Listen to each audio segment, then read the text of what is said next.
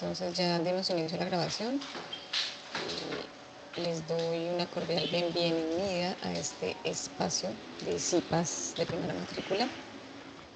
Les recuerdo la diferencia que hay en cada uno de los encuentros que ustedes tienen con nosotros los tutores. En estos CIPAS de primera matrícula es la primera aproximación que ustedes tienen con la temática que estamos abordando en esta unidad. Entonces ya iniciamos nosotros la segunda unidad y en este momento ustedes están revisando conceptualmente el tema de los agregados económicos, ¿cierto? Yo les decía a sus compañeros el miércoles y me alegra que me hayan hecho caso, que ya pueden iniciar con sus aportes. Yo estoy calificando, hoy tengo que terminar de calificar, pero estoy recibiendo los aportes del ensayo. ¿Por qué? Les decía, inicien ya con ese proceso de la escritura, porque los que trabajaron conmigo de manera juiciosa con la relatoría se dieron cuenta que mi manera de retroalimentar es a través del mismo archivo que ustedes me envían, ¿cierto? Entonces, yo les dejo el video de manera general, unas observaciones, pero el archivo que ustedes me envían, por eso les pido por favor que me envíen los archivos en formato Word. Yo los reviso y les dejo comentarios y ustedes vuelven a enviarme el mismo archivo con los comentarios, con las correcciones y yo así, vamos trabajando el mismo archivo. Entonces, la idea es que ustedes inicien ya porque es como muchos de ustedes es la primera vez que se enfrentan al tema de construcción de texto, pues hay muchas cosas de forma que yo les voy corrigiendo. Entonces, que sobre todo tema de conectores de párrafo, de la cantidad de líneas de los párrafos, que se entiendan las ideas en cada uno de los párrafos. Entonces, ustedes me van entregando avances, yo les voy corrigiendo y ya al final, más o menos juiciosos, así como 6 revisiones se les hace para que al final tengan el resultado, el producto bien terminado. Entonces, sí les sugiero que me envíen esos avances. Ya tengo 4, creo, ya los revisé, ayer les hice los comentarios a los estudiantes que me enviaron por correo interno. Entonces, a ustedes, si no lo han hecho, les sugiero que empiecen con ese ensayo, ¿sí? ¿Hoy qué vamos a ver? Hoy vamos a ver básicamente, digamos, el tema fuerte, que son las funciones del Estado, que es lo que ustedes deben trabajar en el ensayo. ¿Qué les decía yo a sus compañeros y qué les digo yo a ustedes acá? No necesariamente conmigo, los que son mis estudiantes en el foro, tienen que hablar de todas las funciones del Estado en el ensayo. Si ustedes eligen una sola, para mí es mucho mejor y para ustedes también. Eligen una sola y la desarrollan, por mí no hay problema. ¿Sí? Si ustedes quieren abordarla a través de un ejemplo, si la quieren llevar al contexto económico colombiano, no hay problema. Sé que si quieren hablar de políticas públicas, entonces yo quiero hablar de la política pública, no sé, de subsidios, bueno, lo que ustedes quieran.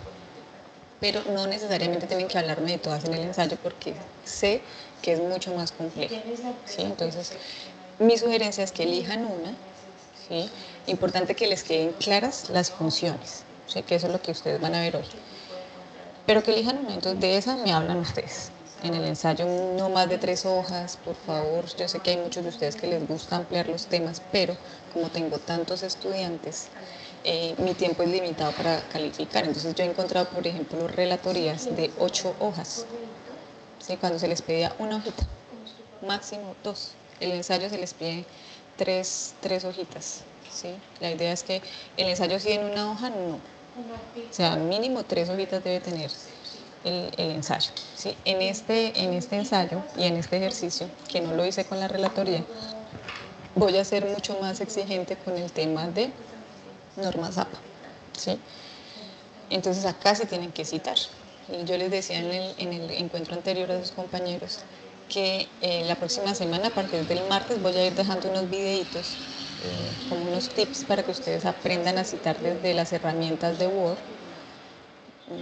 para que no les quede mal la citación y que con esas herramientas también ustedes al final puedan incluir las referencias que trabajar, ¿sí? Lo otro que les iba a decir es, para este ensayo, mínimo, deben tener 3 referencias, ¿sí? Deben tener 3 autores, 3 libros, 3 textos, 3 artículos que hablen de lo que ustedes van a trabajar, ¿sí? Uno solo no, deben tener mínimo 3. Entonces, mi sugerencia, chicos, inicien ya con el desarrollo. Hoy termino de calificar a las 12 de la noche porque todavía tengo bastantes estudiantes sin calificar y ya el martes puedo iniciar a revisarles sus avances, ¿sí?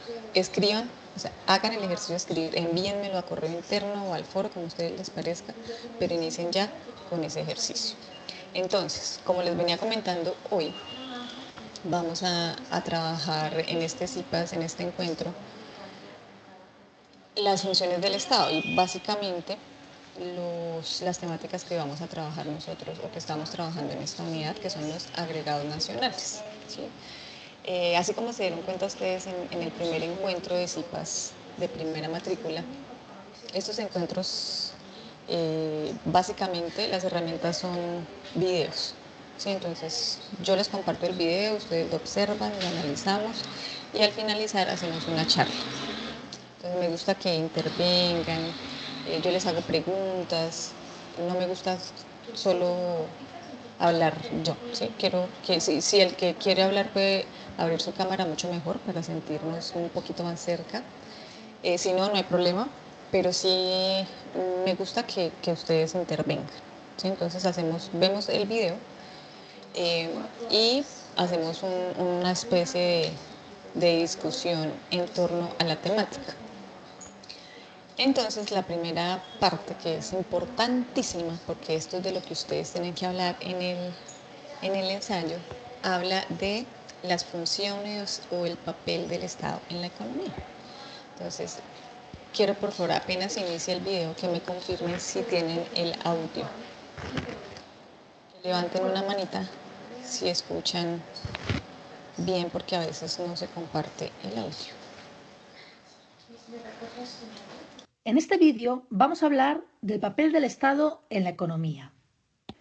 Como vimos en vídeos anteriores, el Estado debe intervenir en la economía para corregir los fallos del mercado.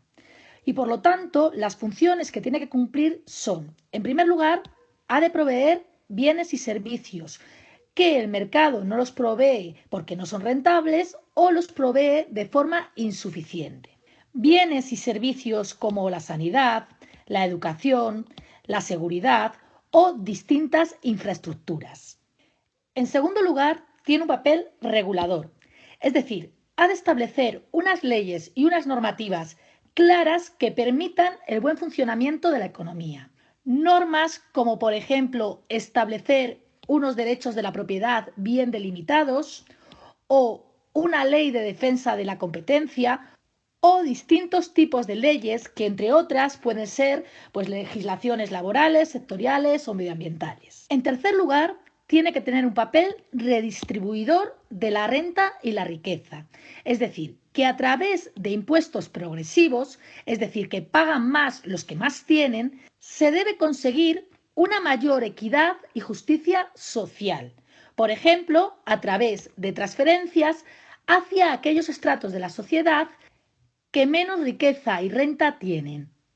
En cuarto lugar, tiene un papel estabilizador, es decir, que debe intentar suavizar las fluctuaciones de los ciclos económicos para paliar los efectos negativos de estos ciclos, como puede ser en épocas de recesión la generación de desempleo o en épocas de expansión y auge se debe controlar la inflación. A este tipo de políticas estabilizadoras también se les llama coyunturales, porque pretenden actuar en el corto plazo y se toman unas medidas u otras dependiendo de la coyuntura económica.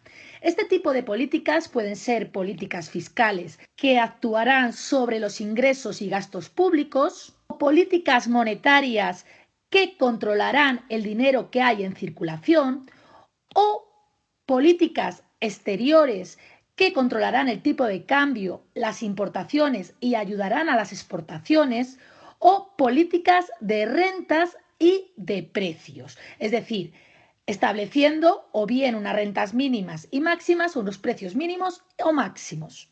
Y por último, el Estado debe intentar favorecer el crecimiento a largo plazo, realizando una serie de políticas estructurales, como pueden ser las políticas sectoriales o territoriales que pretenden ayudar o modernizar a un determinado sector o a un determinado territorio.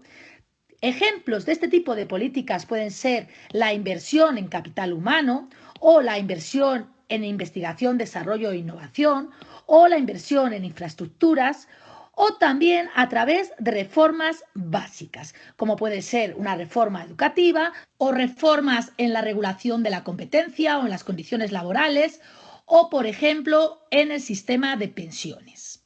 Para acabar, vamos a resumir brevemente el papel del Estado en la economía.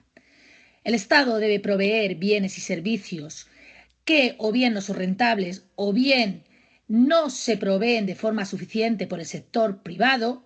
Debe establecer normas que favorezcan el buen funcionamiento de la economía. Además, debe redistribuir la renta de los que más tienen hacia los que menos tienen. Además, deben de tomar medidas de política económica coyunturales y estructurales que genere un crecimiento económico sostenible con empleo y riqueza y controlando la inflación. Listo, chicos. Entonces, aquí vimos básicamente y de manera muy general cuáles son esas funciones de las que ustedes me van a hablar en su ensayo. Vamos a hacer un pequeño debate en torno a estas funciones. Y la pregunta es la siguiente. En el contexto colombiano, hace unos días hubo una connotación importante en Colombia en base a una de estas funciones del Estado. ¿Quién me cuenta qué ocurrió en esta semana que está finalizando?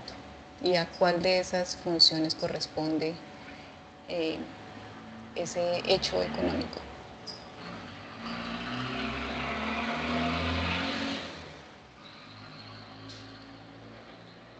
Específicamente fue el martes. Ya le soplé una parte. ¿Qué ocurrió el martes a nivel nacional?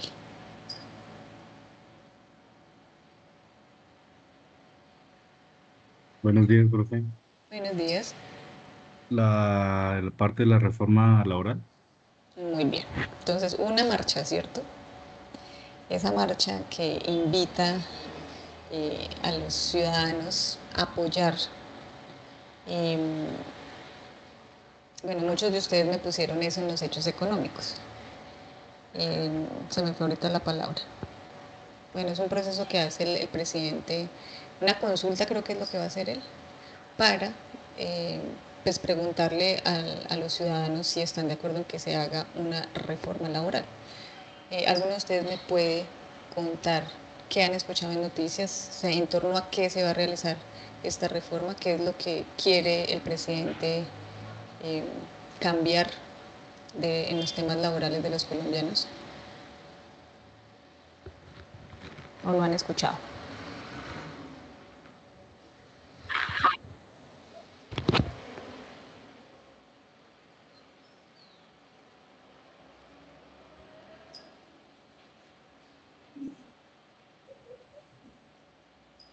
Bueno, pueden abrir los micrófonos. Ferney, levantaste la manita.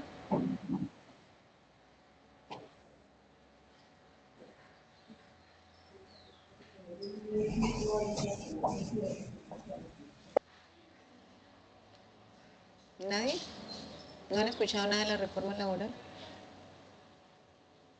¿Cuántos de Pues yo, ustedes? yo he escuchado que es por los temas de los nuevos procesos para los contratos del horario, de licencias y Ujú. demás.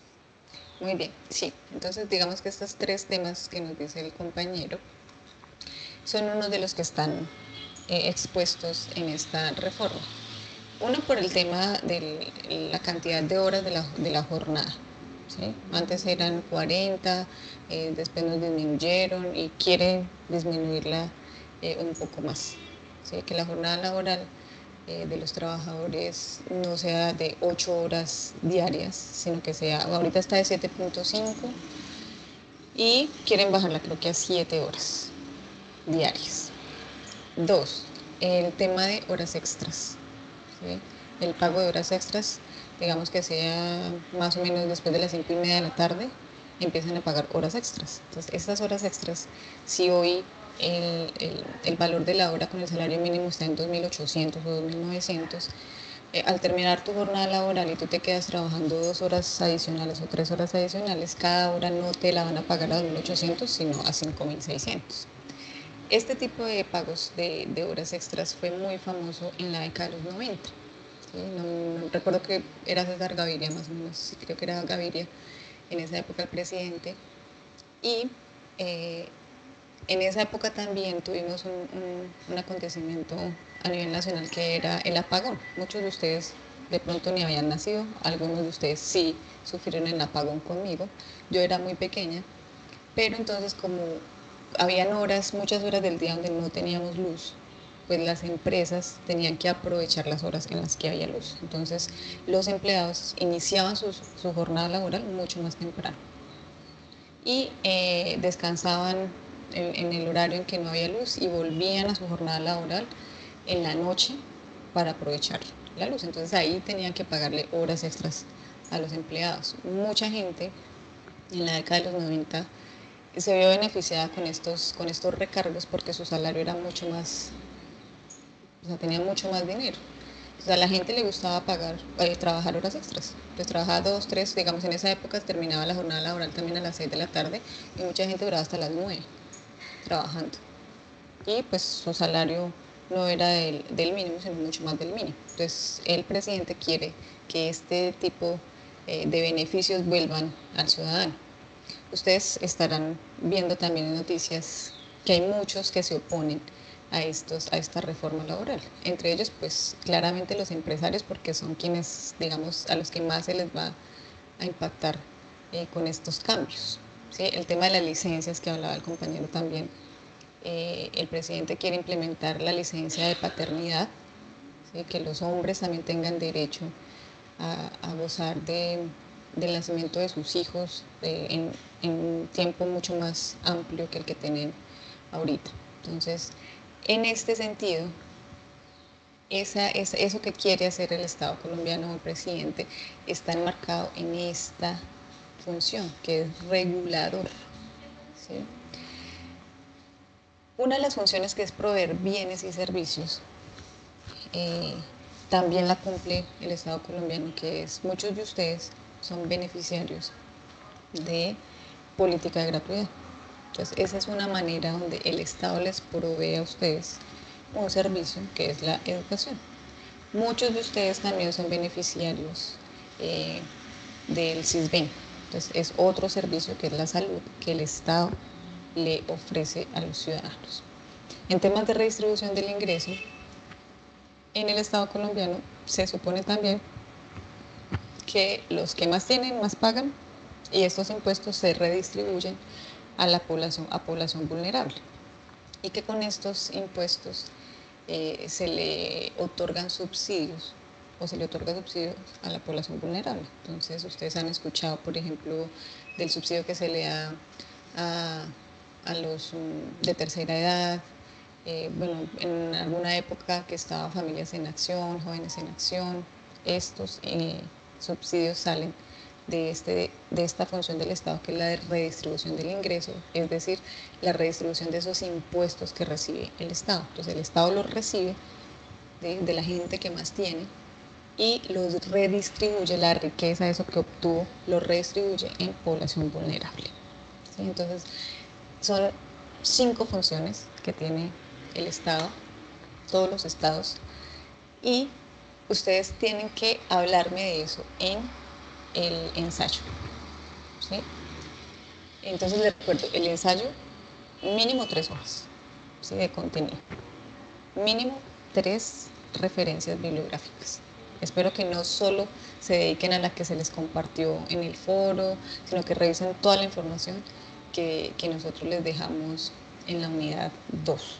¿Sí? Revisen todas las referencias que están ahí y ustedes pueden empezar a escribir. Vuelvo y les sugiero, no necesariamente tienen que hablarme de todas, de las 5, porque es más complejo. Pueden elegir una. El Estado como regulador podría ser su ensayo. Y me hablan de eso, de cómo es el Estado, o cuál es la importancia del Estado, o de la regulación estatal. ¿Qué pasaría, por ejemplo, les pregunto, si el Estado no tuviera esta función de regular, de ser el regulador en la economía? ¿Qué creen ustedes que pasaría?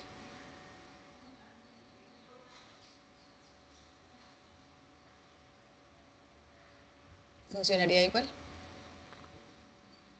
Yo creo que estaría un descontrol total, ¿no? Sí. María Dilsa, ¿querías hablar? Te vi que levantaste la manita. Sí, entonces lo que dice John Frey sería un descontrol porque en esa función de regulador el Estado garantiza derechos de propiedad. Sí, es decir, garantiza que lo suyo sea suyo y no venga nadie a quitárselo. Y si se lo quita, pues es castigado. Entonces, en este caso, para garantizar esos derechos de propiedad hay instituciones, ¿sí?, que le ayudan al Estado a garantizar eso. Entonces, ¿cuál sería en este caso la institución que ayuda a garantizar esos derechos de propiedad? Es decir, que lo suyo sea suyo y que si se lo quitan estaría penalizado. ¿Cuál sería esa institución?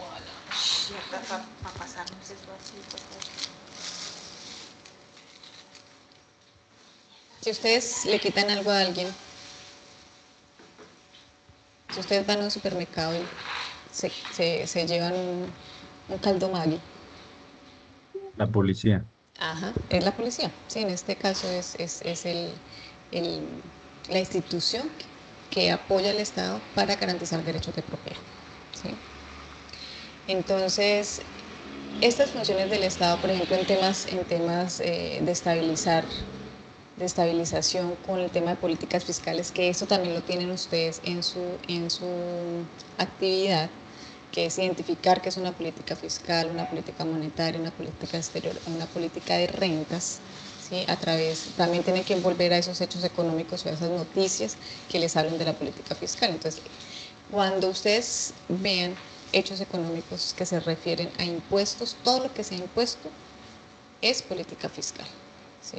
Cuando ustedes encuentran en noticias todo lo que tiene que ver con tasas de interés del Banco de la República y los bancos comerciales es política monetaria. Cuando hablan o escuchan ustedes temas de que aumentó o disminuyó el dólar o acuerdos comerciales o tratados de libre comercio, todo eso tiene que ver con política exterior. ¿Sí? Entonces, esto también lo van a encontrar ustedes en las referencias y en esta actividad ustedes tienen que hacer ese ejercicio que es revisar hechos económicos e identificar si esos hechos económicos corresponden a política fiscal, política monetaria, política exterior y política de rentas. Estos conceptos y todos estos que estamos hoy, digamos que revisando por primera vez, los van a tener ustedes mucho más claros en la web. ¿Sí? Recuerden que ya les compartí a foros y el correo la invitación a la web, que es el próximo miércoles, si no estoy mal, en la tarde. Entonces ahí van a encontrar ustedes, va a estar la directora del curso explicándoles conceptualmente de qué se trata esta unidad. ¿Sí? Entonces ahí les van a explicar claramente qué es una política fiscal, una política monetaria de rentas y una política exterior. Les van a explicar más claramente estas funciones del Estado. Digamos que estas son otras estrategias que se utilizan en la web. Y después de la web ustedes van a tener un CIPAS de curso, que es básicamente donde se les explica cómo desarrollar la actividad. ¿Sí? Pero yo espero que para cuando les programen el CIPAS de curso, ustedes, mis estudiantes, ya tengan adelantos de la actividad. ¿Sí? Yo creo que con la, con la web les va a quedar mucho más claro el tema conceptual y ya pueden ustedes iniciar el desarrollo del ensayo. Listo, chicos. Entonces vamos a revisar el otro videito que va a abordar otra temática que también ustedes la van a trabajar, y es el tema de crecimiento económico, Producto Interno Bruto y crecimiento económico. Entonces, igual que el anterior, vamos a revisar el video y vamos a hacer una pequeña charla. Llega Moana 2 a Disney Plus. Suscríbete ahora desde 8,990 pesos al mes por... En la clase de hoy vamos a ver las diferencias entre crecimiento económico y desarrollo económico. Es importante entender que son dos conceptos diferentes. Lo digo porque en muchas ocasiones los alumnos se confunden. La clave es que el crecimiento es una parte del desarrollo. Es decir, que para que haya desarrollo económico es necesario que haya crecimiento económico, pero aparte son necesarios otros factores diferentes. Bueno, pues vamos a empezar con el crecimiento económico para que veas más claro las diferencias.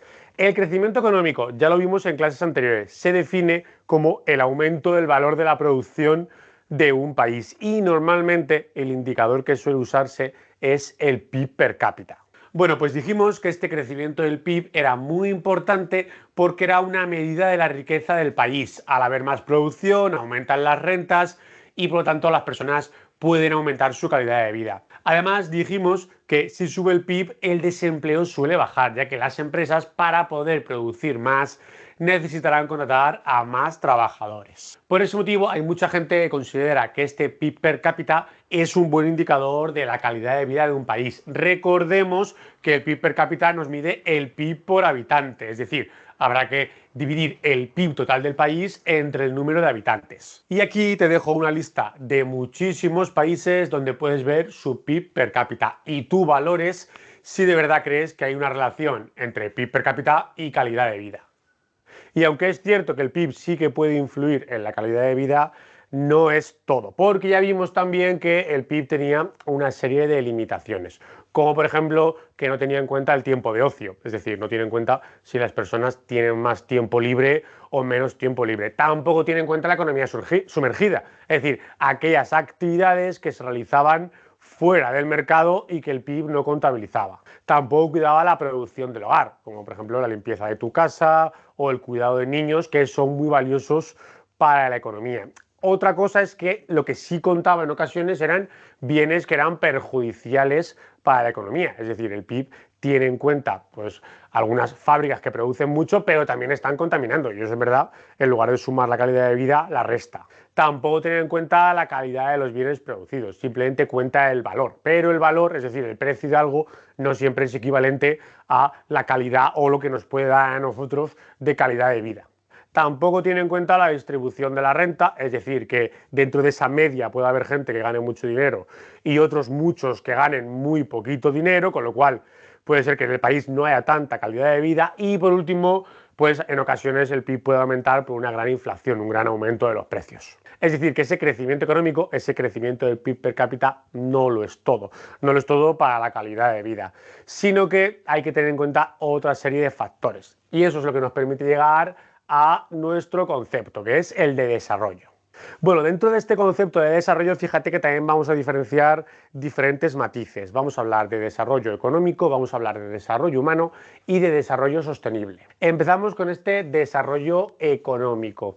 El desarrollo económico implica, en primer lugar, que aparte de haber crecimiento económico, es decir, aparte de que aumente el valor de la producción, tiene que haber una mejora en general de las condiciones económicas, políticas, sociales, en general todo aquello que aumente la calidad de vida de los ciudadanos. Es decir, que no solo sería tener en cuenta aspectos cuantitativos, como por ejemplo ese crecimiento de la producción que tenemos aquí, sino también aspectos cualitativos que a veces son más difíciles de medir, como puede ser, por ejemplo, pues ese aumento de la calidad de vida, la protección del medio ambiente o la mejora de la sanidad. El siguiente concepto importante es el de desarrollo humano. Se entiende que en un país hay desarrollo humano cuando sus ciudadanos tienen la capacidad de desarrollar el máximo de su potencial. Para medirlo, uno de los mejores indicadores es el IDH, es decir, el índice del desarrollo humano, que tiene en cuenta el nivel de riqueza de las personas, su salud y su educación. Pues para medir la riqueza de los ciudadanos se mide el PIB per cápita, que lo acabamos de ver. Para medir la salud se utiliza la esperanza de vida al nacer, y para medir la educación, los años que se pasan dentro del sistema educativo. Y aunque el IDH es un buen indicador, no está exento de problemas, porque no tiene en cuenta si en el país se están respetando algunos derechos básicos, si hay un empleo de calidad o si en el país se está contaminando o no contaminando. Y el último concepto que vamos a ver de desarrollo es el desarrollo sostenible. El desarrollo sostenible es aquel que va a permitir a las personas satisfacer sus necesidades presentes sin comprometer que las generaciones futuras puedan satisfacer las suyas. Porque de nada sirve que hoy en día podamos tener un gran desarrollo que aumente mucho las necesidades que podamos satisfacer y mejoremos mucho nuestra calidad de vida si esto es a costa de estar acabando con los principales recursos del planeta.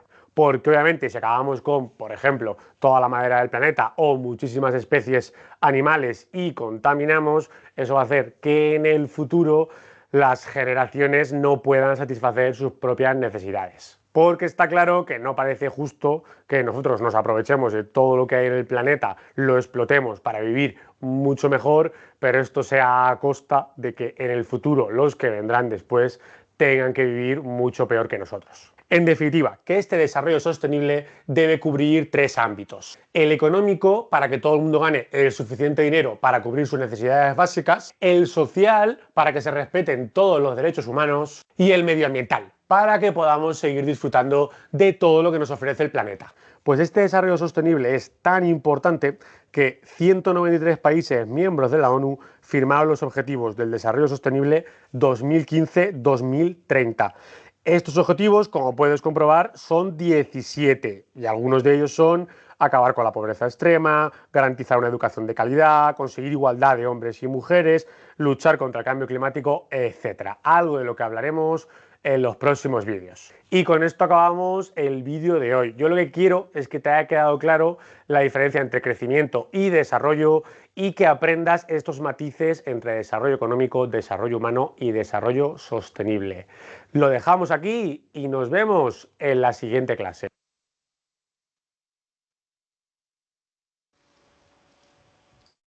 Bueno, chicos, entonces, ¿logramos identificar la diferencia entre crecimiento y desarrollo? En la clase Sí, nos quedó claro cuál es el indicador que a mí me muestra el crecimiento de un país. ¿Recuerdan cómo se llama? El PIB. El PIB, muy bien. Y en temas de desarrollo no solo de desarrollo, él hablaba de un indicador, digamos que es como el más reconocido y el que más incorpora muchas cosas para medir como la calidad de vida de los habitantes. ¿Recuerdan cómo se llama ese indicador? IDH. PIB per cápita. IDH, Índice de Desarrollo Humano. Entonces, básicamente lo que queremos acá con esta temática es precisamente que ustedes identifiquen crecimiento y desarrollo. Entonces, el crecimiento siempre está orientado a temas de producción.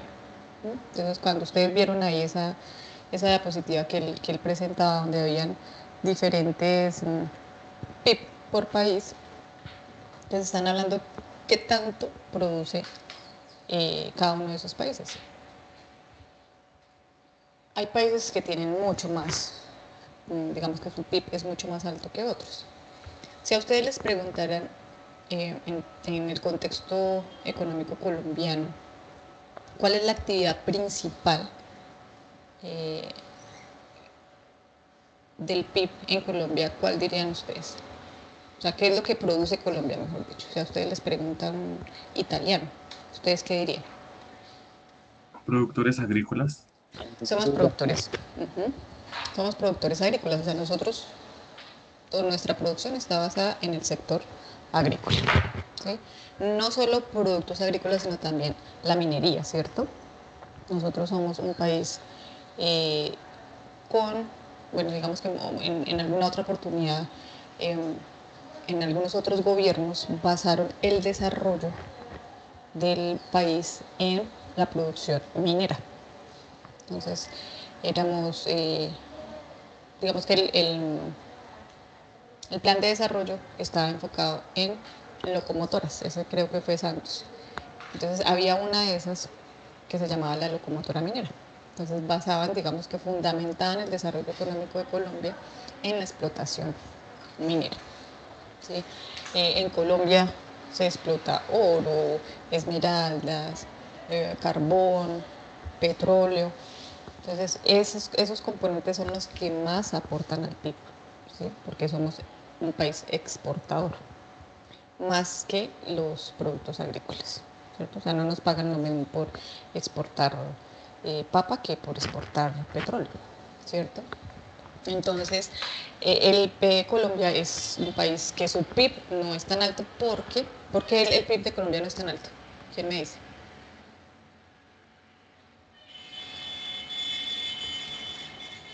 Digamos, si comparamos el PIB de Colombia con un país asiático, ¿cuál será la diferencia?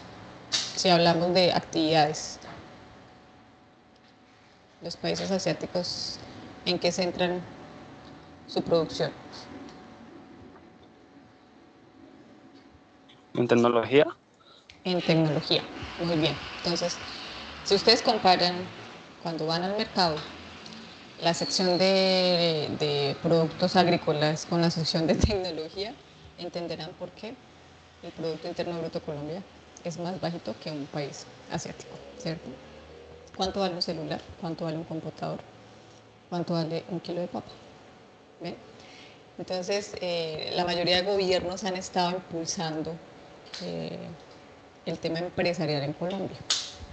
Hay muchas empresas, pero no logran, digamos, ser tan fuertes como para aportar un alto porcentaje en el PIB.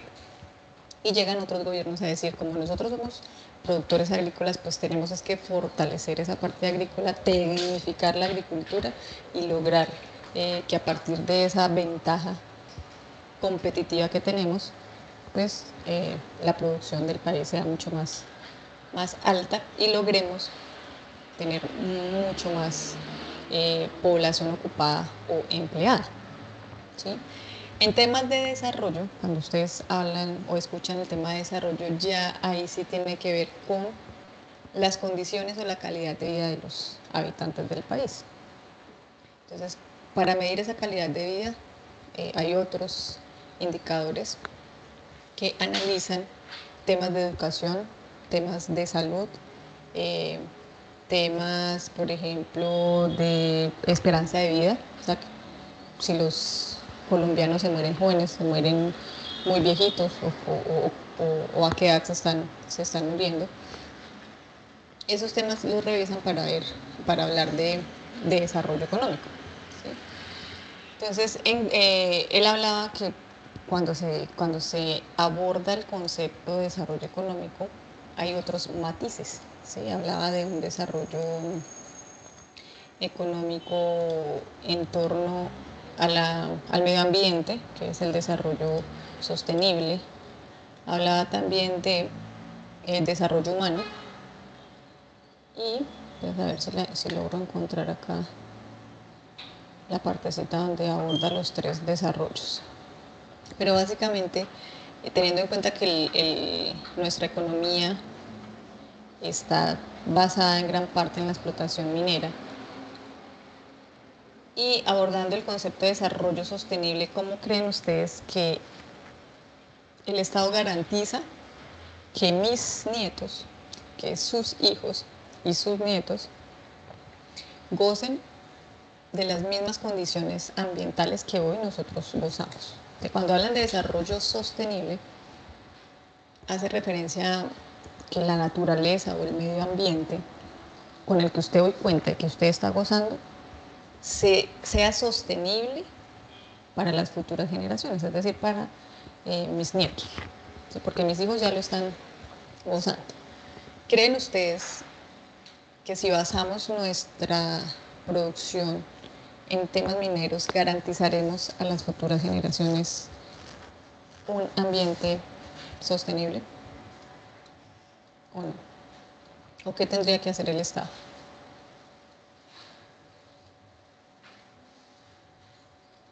Los escucho.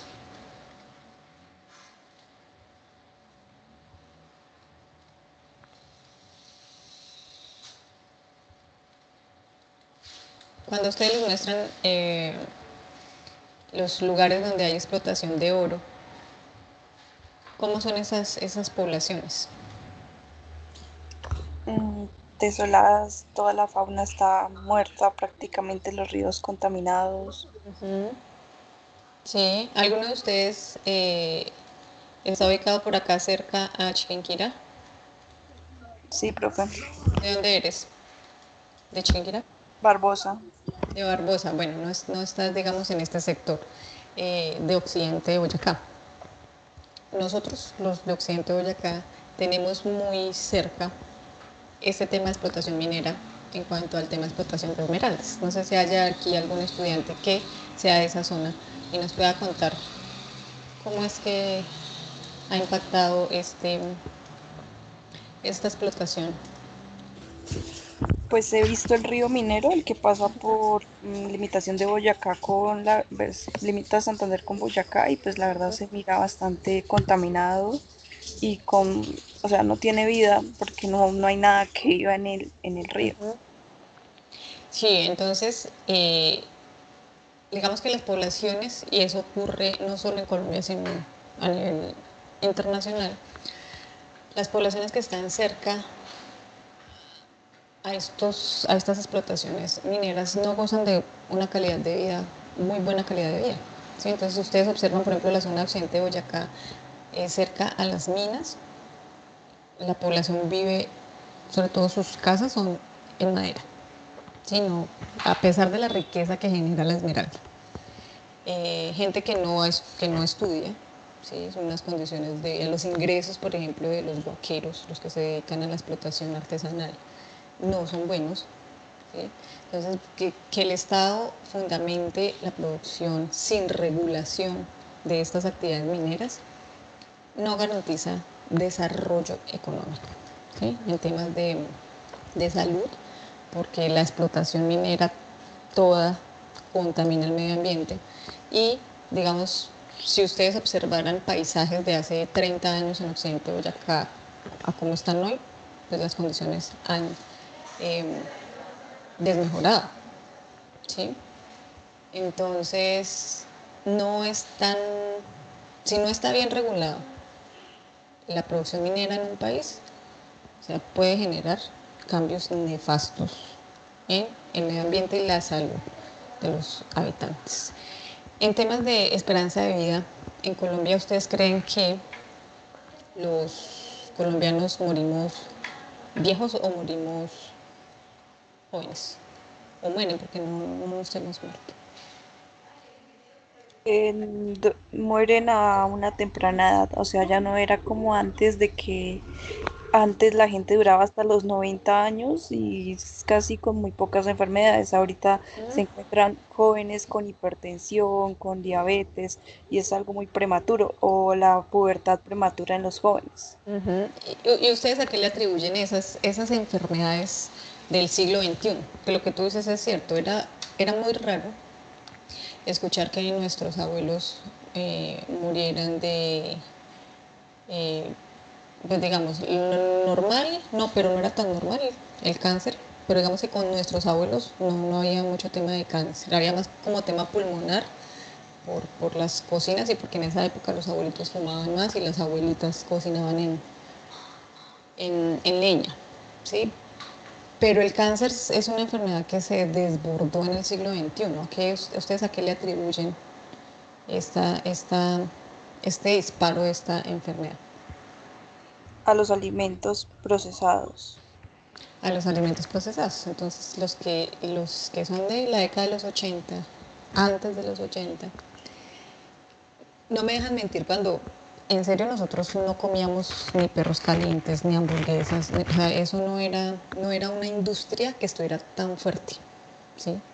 O sea, yo recuerdo mi infancia, era muy raro comer hamburguesas, o sea, creo que comí hamburguesa, no sé, 2 veces de niña, nada de eso, o sea, nosotros esa industria no estaba tan fuerte. Pero en el siglo XXI, de hecho yo como mamá, pues mis hijos comen hamburguesa, perro, toda esa producción que enferma, toda esa industria que enferma, la consumimos mucho más. Entonces en mi época era la sopa, la verdura, el arroz, la papa, el pollo. En esta generación, en estas nuevas generaciones, ya no. ¿Sí? Entonces el tema de que quiero algo y no porque en la casa hay sopa, a nosotros sí nos la aplicaron toda. O sea, nosotros no nos dan ni bonjour, ni yogur, nada de eso. Nosotros no consumimos eso. Lo empezamos a consumir nosotros ya de adolescentes, ¿sí? Como a los 14, 15 años. Pero de niños en la infancia, creo que ninguno de nosotros consumió como consumen hoy. Los niños, por ejemplo, a los 2, 3 años que uno ya les da yogur, les da, bueno, mucho químico, ya les da pizza ya. Sí, entonces está muy relacionado el tema del desarrollo del cáncer por la alimentación. ¿Sí? Ahora también, digamos que después de la pandemia, hubo como un boom de otro tipo de enfermedades. ¿Recuerdan ustedes cuáles son esas enfermedades que se dispararon después de la pandemia? Hipertensión y diabetes y ¿Y qué, problemas cardiovasculares. y qué otras? También pulmonar. Sí. Y recuerden ustedes que después de la pandemia, eh, sobre todo en los adolescentes, empezaron a desarrollarse enfermedades emocionales, ¿sí? Del sistema nervioso, entonces depresión, ansiedad y todo por estos aparatos. ¿Sí? Nosotros nos volvimos adictos a eso. Entonces a veces el desarrollo tecnológico, si no se regula también, nos puede llevar a desarrollar este tipo de enfermedades. Entonces después de la pandemia, los casos de depresión y ansiedad, sobre todo en jóvenes, ha sido alto. ¿Sí? Entonces, cuando hablan de producción, de crecimiento económico, siempre está el PIB. Y cuando hablan de desarrollo, digamos que el indicador que más agrega todos los componentes es el índice de desarrollo humano. Pero debemos tener en cuenta que se habla de desarrollo económico, desarrollo humano y desarrollo sostenible. ¿Sí? El desarrollo económico que está ligado también a temas de producción, el desarrollo humano que está relacionado con calidad de vida y el desarrollo sostenible que está ligado a cómo se garantiza un ambiente sano a las futuras generaciones. ¿Listo, chicos? Entonces, la idea es que les quede claros estos conceptos. Cuando lleguen a la web, ustedes ya tienen claro que cuando les están hablando de PIB, están hablando de producción. Y en desarrollo económico, que hay estos tres matices del desarrollo en, en economía. Entonces, vamos a abordar ahora el último tema, que no se asusten con este video, ¿sí? Porque acá les explican unas fórmulas matemáticas. Concentrémonos en lo conceptual, ¿sí? Entonces acá van ustedes a abordar el tema del índice de precios a consumidor e inflación, ¿sí? Que ya que cómo se calcula, que eso para ustedes en este periodo no creo que no hay en la guía cálculos de IPC. En otros periodos académicos sí dejábamos esa actividad, que era calcular, que es así como ustedes lo van a ver en el video, pero para ustedes no. Lo que yo quiero acá es que ustedes se enfoquen en concepto de inflación, concepto de IPC y ya. ¿Listo? Entonces vamos a ver el videito y ya volvemos a debatir.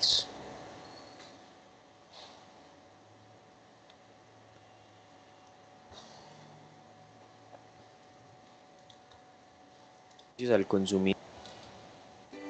En este video vamos a ver la definición del IPC y un ejercicio para calcularlo. El IPC o índice de precios al consumidor es una medida de precio de los bienes y servicios adquiridos por un consumidor típico de algún país. Por lo general hay departamentos o dependencias en cada país que se dedican a calcular este nivel de precios mes a mes. ¿Y cómo se calcula? Funcionarios de los departamentos de estadística realizan encuestas en todo tipo de negocios para conocer el precio de un grupo de artículos que los economistas denominan la canasta. Con la canasta se determina la importancia que le dan los consumidores a ciertos productos. Por ejemplo, si los consumidores compran en su mercado mucha carne, entonces en la canasta se le debe dar mayor importancia o ponderación al precio de la carne. Los economistas proponen ciertos pasos para calcular el IPC. El primero es identificar la canasta, luego conocer los precios. Con estos datos hallamos el costo de la canasta. Luego se elige un año base para comparar con otros años el incremento de los precios. Después de encontrar el IPC o el nivel de precios de diferentes años, se calcula la tasa de inflación. Recordemos algo, el IPC es una medida del nivel de precios, por ejemplo 800, pero la tasa de inflación es el cambio porcentual de los precios con respecto al año o mes anterior, por ejemplo 10%. Veamos un ejercicio para clarificar el proceso. Supongamos que la canasta de un consumidor típico es 4 libras de carne y 2 litros de leche. Vamos para el paso 2, conocer los precios. Supongamos que estos son los precios de la carne y de la leche para diferentes años. Ya con los precios hallamos el costo total de la canasta para el consumidor. Para el año 2016 el costo de la canasta es 4 libras por 3 dólares más 2 litros de leche por 1 dólar. Esto equivale a un costo total de 14 dólares la canasta. Para el 2017, multiplicando las 4 libras de carne y los 2 litros de leche por los precios del 2017, tenemos que el costo total de la canasta es de 20 dólares. Para el 2018, realizando la misma operación, la canasta tendría un costo de 26 dólares. En el cuarto paso, elegimos el año base para comparar el incremento de los precios. Supongamos que es el 2016. En el siguiente paso calculamos el IPC para cada año. Para tener en cuenta, el IPC es igual al precio de la canasta del año actual dividido sobre el precio de la canasta del año base, y esto lo multiplicamos por 100. Por ejemplo, para hallar el IPC del 2016 dividimos 14 dólares sobre 14 dólares y lo multiplicamos por 100. Esto quiere decir que el IPC del año base es 100. Para el IPC del 2017 dividimos el precio de la canasta del 2017 sobre el precio de la canasta del año base y lo multiplicamos por 100. Nos da como resultado 142.9. Por último, calculemos el IPC del 2018. Dividimos 26, que es el precio de la canasta del 2018, sobre el precio de la canasta del año base 14. Esto lo multiplicamos por 100 y nos da como resultado 185.7. Ahora sí podemos calcular la tasa de inflación. Para el 2017 la calculamos así. Restamos el IPC del 2017 menos el IPC del 2016 sobre el IPC del 2016. Luego lo multiplicamos por 100. Con los datos que tenemos entonces restamos 142.9 menos 100 y dividimos esto sobre 100. El resultado se multiplica por 100 y tenemos para el 2017 una tasa de inflación del 42.9% con respecto al 2016. El mismo ejercicio lo realizamos para hallar la tasa de inflación del año 2018. Restamos 185.7 menos 142.9 sobre 142.9. Multiplicando por 100 tenemos una tasa de inflación para el 2018 de 29.9% respecto al periodo anterior. De esta manera se calcula el IPC y la tasa de inflación respecto al año anterior. Recuerda que si tienes alguna duda o sugerencia, déjala por favor en los comentarios.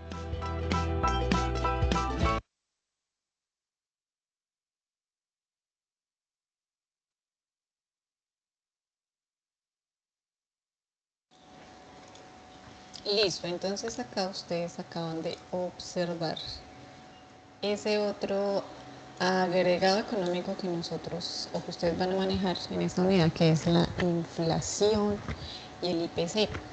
¿Sí? Recordarles que, como les decían acá en el video, el IPC hace referencia al índice de precios al consumidor y la manera de calcularlo y quien se encarga de eso en Colombia es el Departamento Administrativo Nacional de Estadística, que es el DANE. ¿Sí? Entonces, mensualmente el DANE está revisando. No sé si ustedes recuerdan un director, fue muy famoso este director del DANE, no sé si ustedes lo recuerdan, ¿qué hacía él cada mes? Es Daniel Oviedo, que fue candidato presidencial, si no estuvo, o de la alcaldía, no recuerdo cómo que la alcaldía fue, Daniel Oviedo. Que él se iba, o sea, el director del DANE, él se iba por Abastos, a Palo Quemado, en Bogotá, digamos que es el centro donde llegan todos los productos a nivel nacional, y él se hacía en esa plaza de mercado, madrugaba mucho, y él se encargaba de hacer ahí mismo esos cálculos del IPC. Entonces cada mes él madrugaba, él llegaba con los camiones, al tiempo con los camiones, y empezaba a preguntarle a los comerciantes a cómo está hoy la libra de papa, cómo está la manzana, cómo está la zanahoria, digamos, todos los productos que hacen parte de la canasta familiar en Colombia, que son más de 400, y pues que él los tenía muy claros. Él empezaba, cada mes él iba y hacía es cuánto había aumentado, cuánto había disminuido, qué estaba más caro, qué estaba más barato. Fue muy buen director del DANE porque hacía el ejercicio, él no mandaba a su equipo, sino que iba a su equipo y iba a él. ¿Sí? Y él estaba ahí, entonces las noticias cada mes entrevistaban a Daniel Oviedo en Palo Quemado, por Abastos, haciendo el ejercicio del cálculo de cómo han variado los precios de los productos de la canasta familiar en el mes. Entonces ahí digamos que hay más de 440 productos en la canasta familiar, que está la leche, la carne, el pollo, el pescado, el arroz, bueno, todo lo que nosotros consumimos a diario hacen parte de esta canasta. ¿Sí? Y a nivel internacional también, se llama también canasta, y por eso en el ejercicio, a ustedes cuando les hacen la referencia a la canasta, en este ejercicio los productos de la canasta son solo la carne y la leche. ¿Sí? Pero digamos el DANE lo tiene que hacer este mismo ejercicio mes a mes con todos los productos. ¿Sí? Acá lo hicieron anual. Entonces para el año 2016 la carne valía 3 pesos la libra y la leche 1. Entonces ustedes también se habrán dado cuenta que cada que pasan los años los precios cambian. ¿Cierto? Entonces con este índice, cuando uno tiene este índice ya calculado, puede calcular la inflación. ¿Sí? ¿Alguno de ustedes sabe cuál es cuál es la relación entre inflación o por qué es tan importante, más bien no la relación, sino por qué es tan importante cuando hay cambios de año y se reúnen los gremios empresariales con el presidente? ¿Por qué es tan importante ese porcentaje de inflación para calcular el nuevo salario mínimo? ¿Qué tiene que ver la inflación cuando se va a negociar el salario mínimo cada año? Creo que porque tiene relación con la parte de los trabajadores en Colombia, entonces de ahí viene el mínimo. Sí, pero fíjate que es muy importante saber temas de IPC e inflación precisamente por esto. ¿Sí? Entonces, si a nosotros nos dicen la inflación la inflación proyectada para el 2025 es del 8%. ¿Eso qué quiere decir? Que si estamos en este año, cerramos al 6%, el siguiente año van a subir, el porcentaje es de 2%, aumentará esa inflación. Eso quiere decir que estos precios van a aumentar en 2%. ¿Sí? Y si a mí me dicen que mi salario mínimo, que el aumento de mi salario mínimo, o sea, los precios van a subir el 2%, pero mi salario mínimo cuando lo negocian los empresarios me dicen, solo les voy a subir 1%. ¿Qué pasaría con nosotros los consumidores?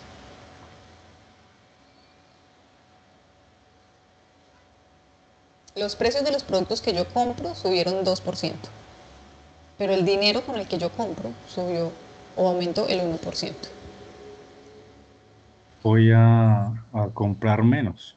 Vas a comprar. Entonces es cuando ustedes escuchan de pérdida de poder adquisitivo, ¿cierto? Entonces no nos va a alcanzar. Por eso el fin de año, entre el 24 y 31 de diciembre, que se reúne el presidente con los gremios empresariales, hay una puja por cuánto va a aumentar el salario. Lo ideal es, y es lo que ha pasado con el gobierno Petro, que pues el salario esté más alto, el porcentaje salarial esté más alto que la inflación.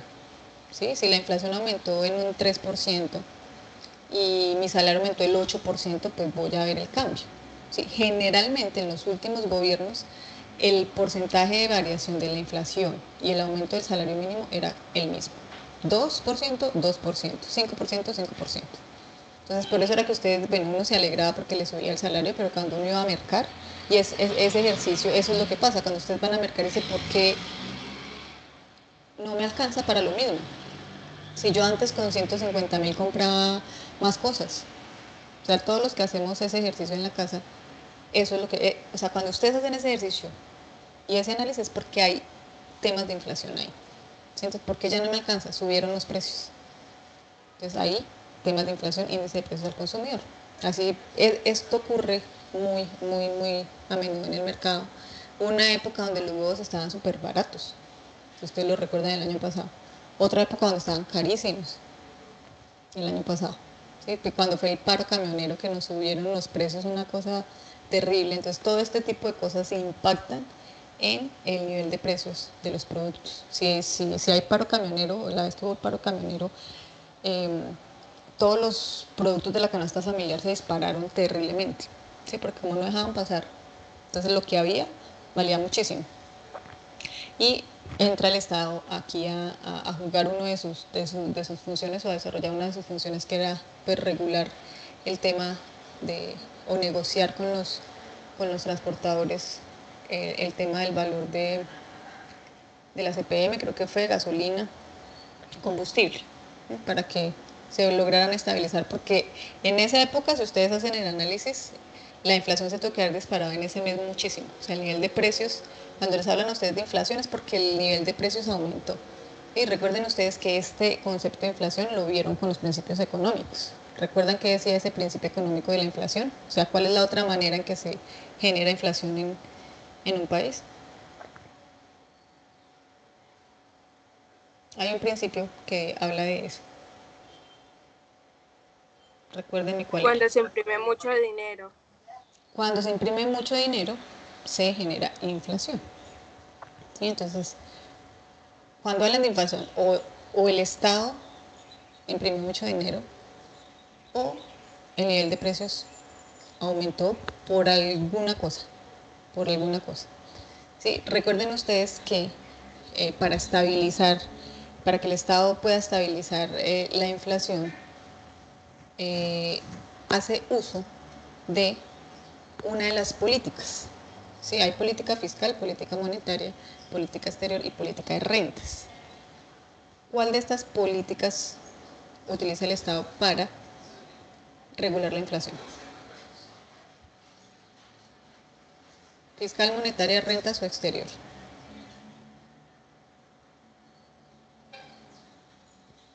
Monetaria.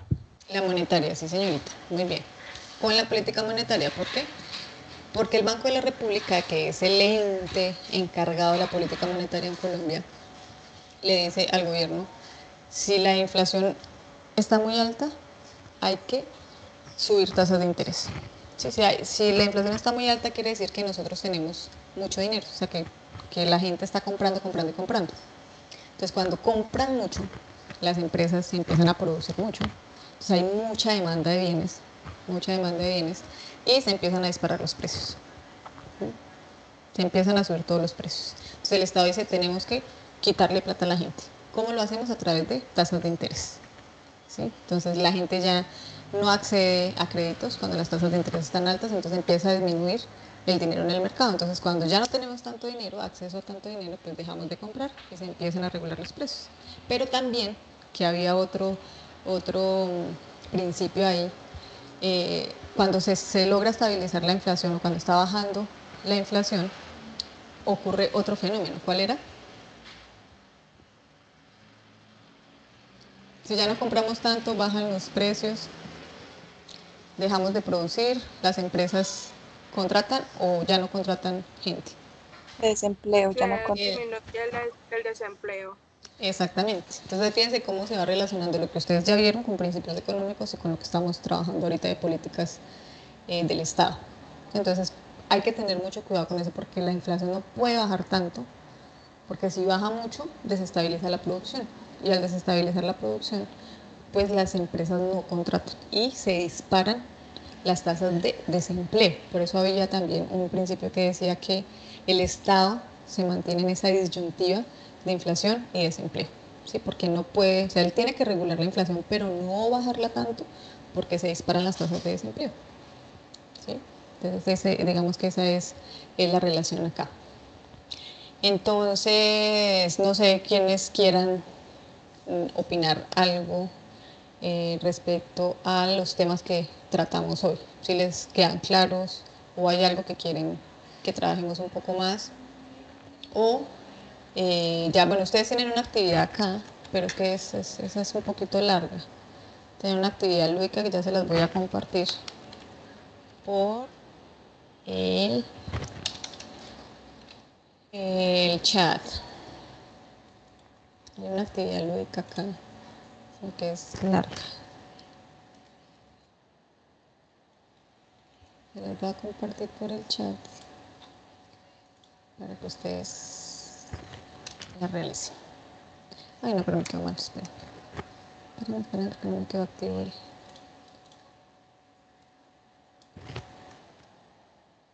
Y ya les voy a compartir también el link de evaluación del encuentro para que por favor lo diligencien de una vez. La encuesta de satisfacción. ¿Alguna pregunta, duda, queja, reclamo? Hablen ahora. Y para siempre. Mentiras. ¿Todo claro? Sumamente claro. Cuando lleguen a la web, Pregunta, dime, Fernel. referente a la encuesta. Yo estuve en el CIPA, bueno, ¿de qué día? También. ¿Lo debo diligenciar o no? ¿O no es necesario? No, ya lo hiciste. No, ya lo hiciste, ya tienes la asistencia. Ah, vale. Gracias. Gracias. ¿Listo, chicos? ¿Alguna pregunta? ¿O todo claro? ¿O puedo preguntar yo? Mentiras.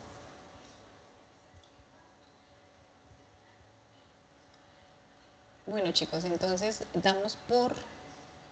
¿Cómo es el nombre del CIPAS? El CIPAS es agregados nacionales.